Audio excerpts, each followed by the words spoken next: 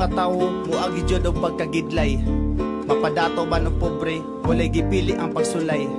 Munang agay tang magbantay sa tanang panahon, kay pwede tang mahugno diha-diha dayon.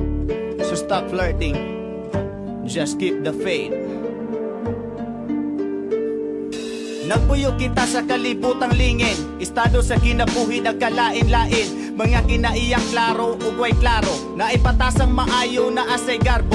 Unsaon pag-asinso kung walay panagsinabtanay, magunsa ang gugma kung puros patas anay. Sa atong palibot angay tang magbantay, likay ang tentasyon aron dito kag sungay. Kang ang atong utok mao ang sumbanan, diri mag-away ang maayo ug dautan.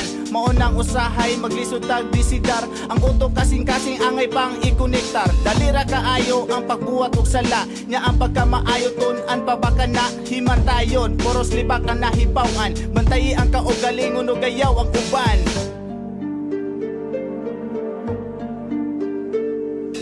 Angay kang magbantay sa matatak na di kay sa malaw ay nga mga muna.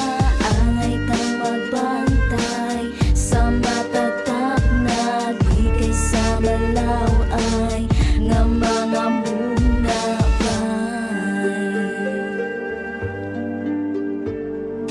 Ang panahon dili nato matag na, walay nasayod usay mahitabo unya.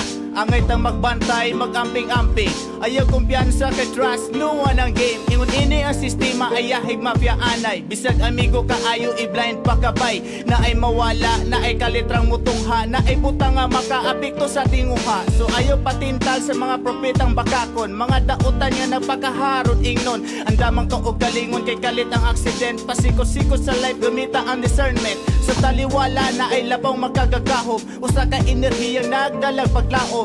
Siya ang Dios, diya taniyang musalig, mudangop ta ni Jesus, kasi siya atong kadapig.